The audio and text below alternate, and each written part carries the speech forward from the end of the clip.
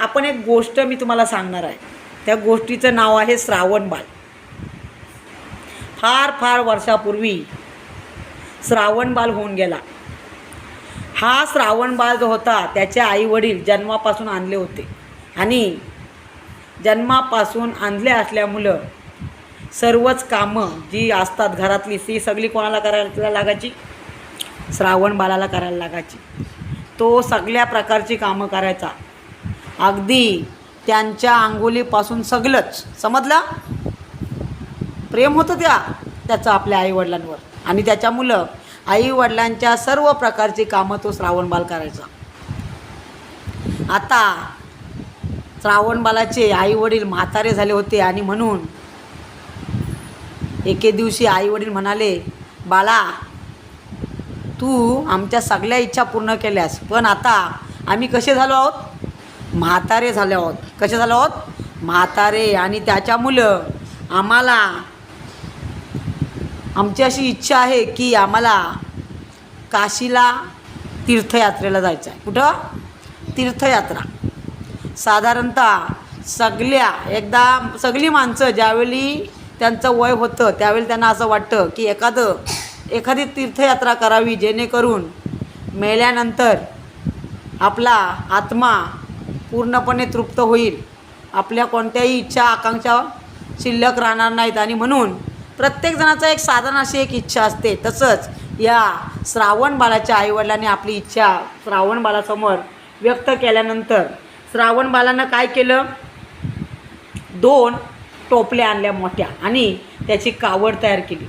आणि ती कावड एका टोपलीत आईला बसवलं आणि दुसऱ्या टोपलीत बाबांना बसवलं आणि तो आपल्या खांद्यावरती कावड घेऊन निघाला.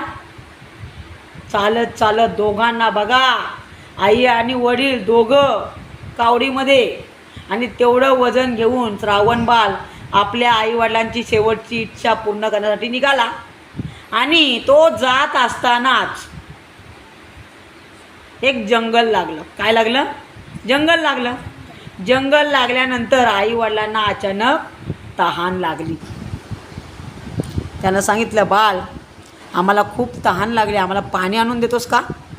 आणि मग श्रावणबाळ आपल्या जवळचं कमंडलू घेऊन पाणी आणण्यासाठी तिथंच एक तलाव होता. जंगलातच एक तलाव होता. त्या त्यांनी त्या झाडाजवळ त्या आईवडिलांना बसवलं आणि तो पाणी आणण्यासाठी गेला. आणि त्याच वेळी नेमकी अयोध्येचा राजा दशरथ शिकारीसाठी आला होता. त्याला असं वाटलं की तळ्याजवळ एखादा हिंस्र प्राणी पाणी प्यायला आला तर आपल्याला तो अलगद आपल्याला मिळू शकतो. बरोबर? आपण अलगद त्याची शिकार करू शकतो. आणि असा विचार करून तो एका लांब असा दूर झाडावर नेम धरून बसला होता. कोणता एखादा प्राणी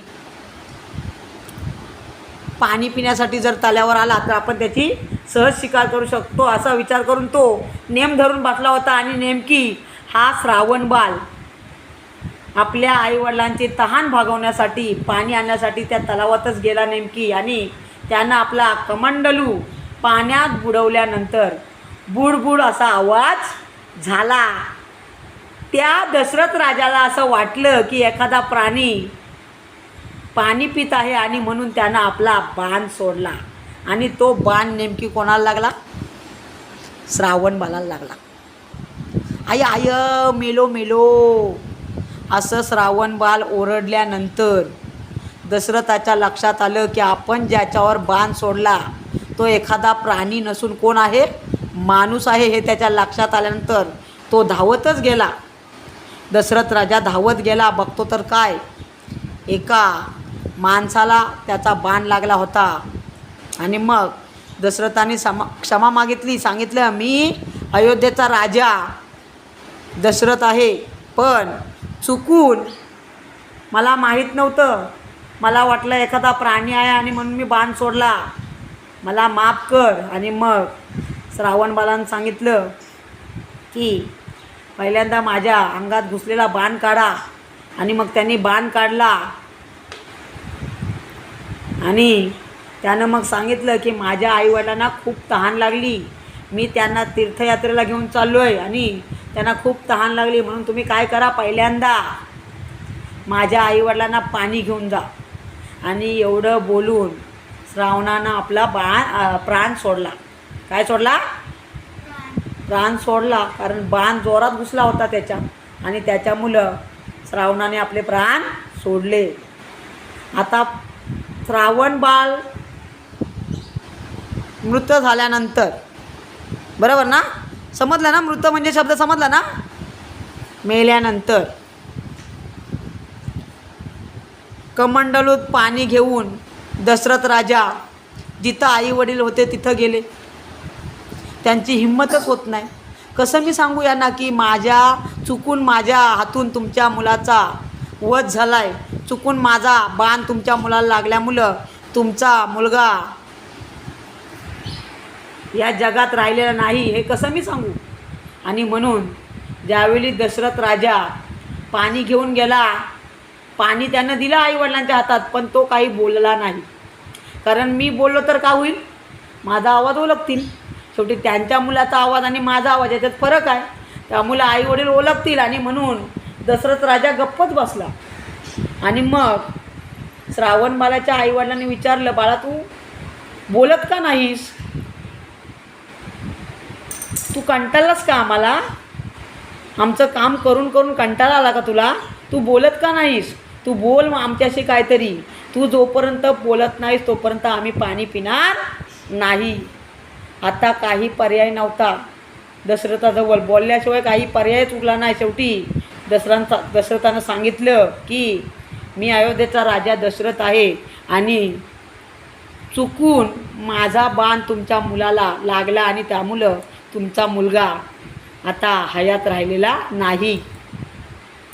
बाण लागून तुमचा मुलगा गतप्राण झालेला आहे, त्याच्यामुळं तुम्ही मला माफ करा. आपला मुलगा या जगात राहिला नाही, कारण त्यांचं एकमेव कोण होतं का, आईवडिलांना कोणीच नव्हतं. सगळी काळजी श्रावण बाळच घेत होता. आणि आपला मुलगा या जगात नाही असं समजल्यानंतर श्रावण बाळाचे आईवडील जोरजोरात रडायला लागले. आणि त्यांनी सांगितलं की ज्या पद्धतीनं पुत्रशोकानं आत्ता आम्ही मरणार आहोत, आता आम्ही जगू शकत नाही, कारण आमचं जे काही होतं ते आमच्या मुलाच्या हातात होतं. आता आमचा मुलगाच नाही, त्यामुळं आता आम्हीसुद्धा जगणार नाही. आणि जसं आम्ही आता पुत्रशोकाने मरू तसंच तू सुद्धा एका दिवशी पुत्रशोकाने मरशील. असा श्रावणाच्या आईवडिलांनी दशरथ राजाला शाप दिला. काय दिला? शाप दिला. आणि एवढं बोलून त्यांनी सुद्धा आपला प्राण सोडला. बघा, आपला मुलगा नाही असं समजल्यानंतर त्यांनी सुद्धा आपला प्राण सोडला. पण प्राण सोडण्याच्या अगोदर त्यांनी दशरथ राजाला काय दिला? शाप दिला की जसं आम्ही पुत्रशोकाने आता मरणार आहोत त्याच पद्धतीनं तू सुद्धा पुत्रशोकाने मरशील. आणि पुढं त्यांची ती शापवाणी खरी ठरली. ज्यावेळी दशरथाच्या पोटी राम, लक्ष्मण, भरत आणि शत्रुघ्न यांनी जन्म घेतला. खरं म्हणजे दशरथ राजाला मुलं होत नव्हती, पण ती शापवाणी खरी ठरण्यासाठी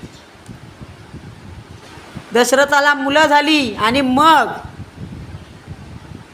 पुढं ज्यावेळी राम आणि लक्ष्मण दोघे वनवासात गेले, 14 वर्षाच्या वनवासात, त्यावेळी पुत्रशोकानं शेवटी दशरथाने सुद्धा जसा श्रावण बाळाच्या आईवडिलांनी प्राण सोडला तसंच ज्यावेळी त्या दशरथाचा मुलगा राम आणि लक्ष्मण वनवासात गेले 14 वर्षासाठी, त्यावेळी त्यांनी सुद्धा तशाच पद्धतीनं पुत्रशोकाने आपला प्राण सोडला. समजली ही गोष्ट? पुढची गोष्ट मी ते पुढं रामायण कसं घडलं ते मी पुन्हा नंतर कधीतरी सांगेन. समजली ही गोष्ट? आवडली असेल तर जोरात टाळ्या वाजवा.